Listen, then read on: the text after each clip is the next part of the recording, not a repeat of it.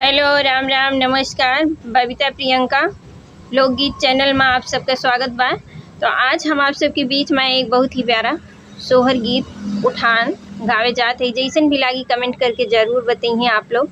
और प्लीज़ ये नया चैनल है, आप लोग ज़्यादा से ज़्यादा सपोर्ट कर दें यह चैनल पर। तो चलें हम सुनावत है, जैसन भी लागी बताइए ज़रूर। बहिनी छटरी छटरी गेहुआ छाट्यो तो छाटी के पछोरे हो।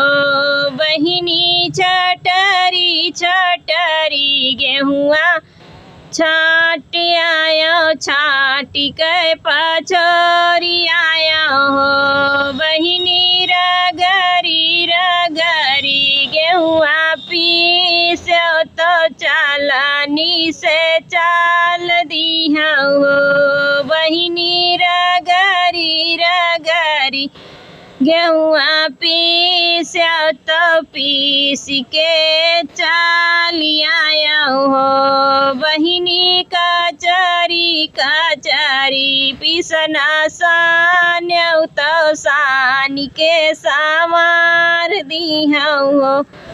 बहिनी कचरी कचरी पीसना सान तो सान के सामारी दिया हो। बहिनी रगरी रगरी रोटिया बेलौ काटौता नीचवा ढाक दिया हो। बहिनी रगरी रगरी रोटिया बेलौ काटौता नीचवा ढाक दिया हो। चार रोटी नाउन दिहौ चारी चमैनिक दिहे चारी धोबिनिया दिहे चारी गोतिनिया दिहे हो। सासुआ बनाही लाला ना होवाई बाई तो सोला रोटी चूकी गाए हो।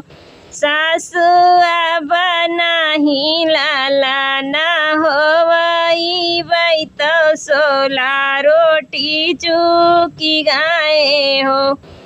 पातारे कई बिटिया हिउ पातारे कई नातिनिया हिउ पातारे कई नातिनिहायु हो।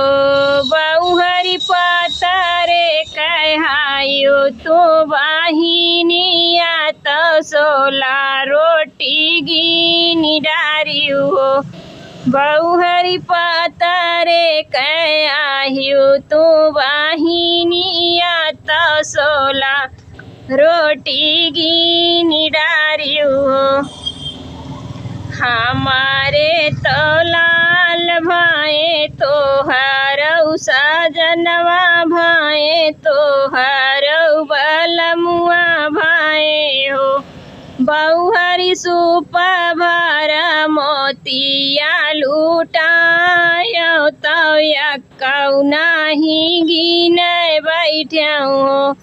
बहुहरी सूप भर मोतिया लूटाई डार्यौ यकौ नाही गिने बैठ्यौ हो। गीत हमार कैसन लाग कमेंट करके ज़रूर बताइए।